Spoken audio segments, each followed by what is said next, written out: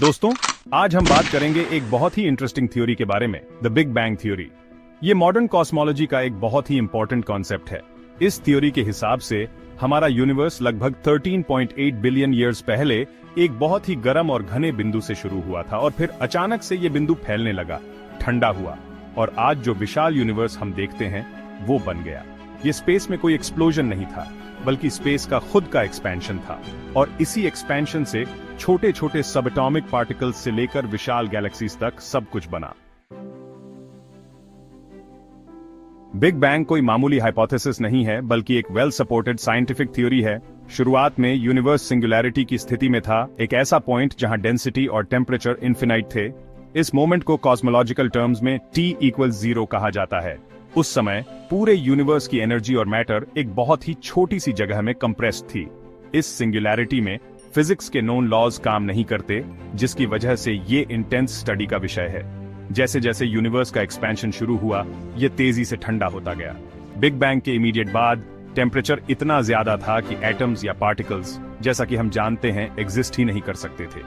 यह एनर्जी का एक प्राइमोर्डियल सूप था।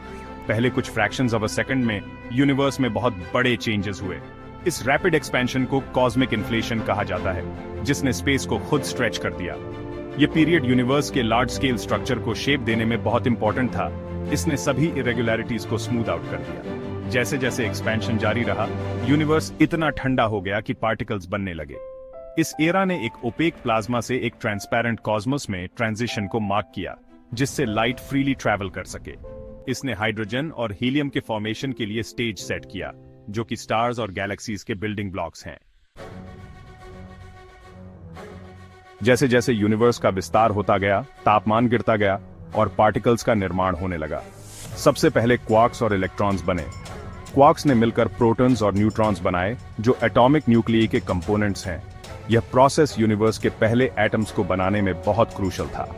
कुछ ही मिनट्स में प्रोटॉन्स और न्यूट्रॉन्स ने कंबाइन करके सबसे हल्के एलिमेंट्स हाइड्रोजन और हीलियम के न्यूक्लियाई बनाए।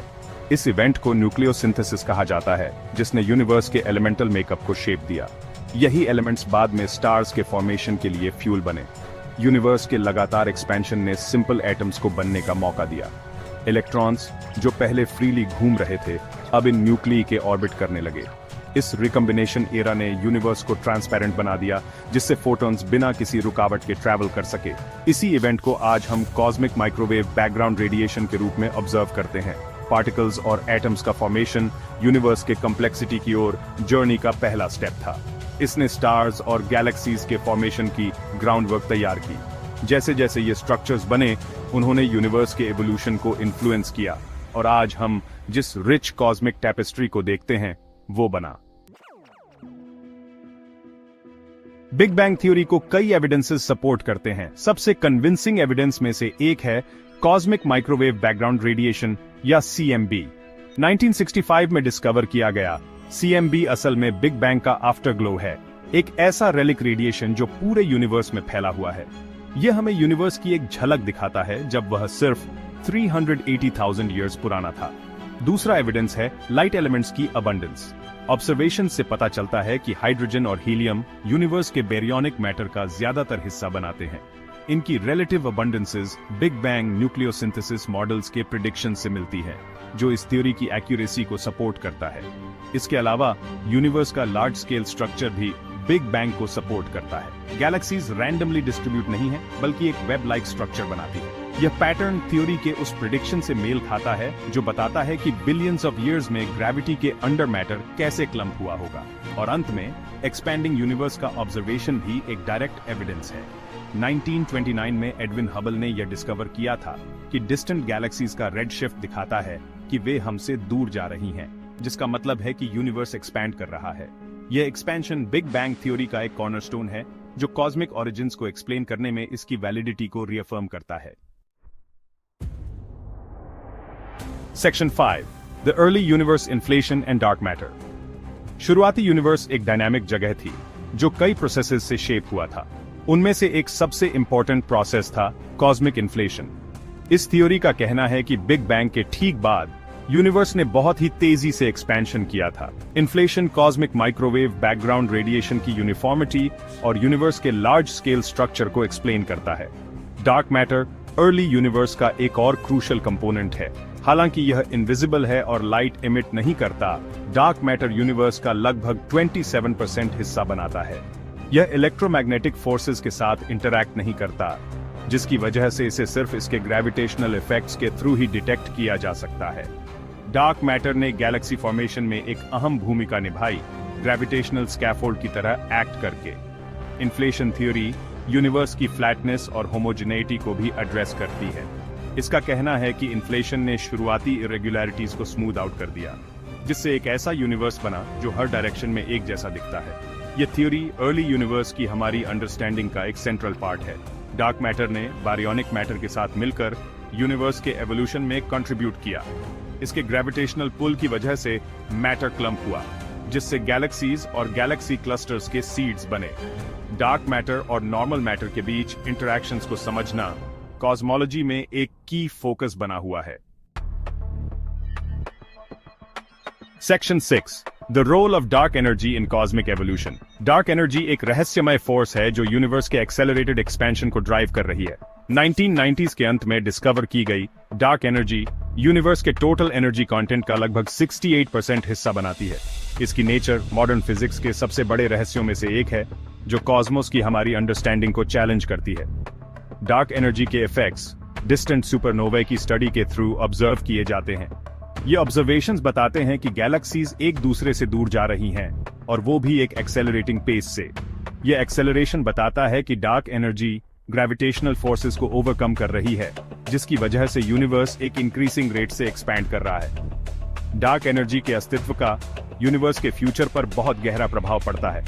इससे पता चलता है कि यूनिवर्स इंडेफिनिटली एक्सपैंड करता रह सकता है। कई थ्योरीज अलग अलग आउटकम्स प्रस्तावित करती हैं, जैसे कि बिग रिप, जहां एक्सपेंशन आखिरकार गैलेक्सीज, स्टार्स और यहां तक कि एटम्स को भी फाड़ देगा। डार्क एनर्जी की स्टडी कॉस्मिक एवोल्यूशन को समझने के लिए बहुत जरूरी है। यह यूनिवर्स के फेट को इन्फ्लुएंस करता है। यह तय करता है कि यह हमेशा के लिए एक्सपैंड करेगा, धीमा होगा या फिर वापस एक सिंगुलैरिटी में कोलैप्स हो जाएगा। साइंटिस्ट्स इस रहस्यमय फोर्स को एक्सप्लोर करना जारी रखे हुए हैं, इसके सीक्रेट्स को जानने और कॉस्मोस में इसकी रोल को समझने के लिए। Section 7 speculating on the universe's future.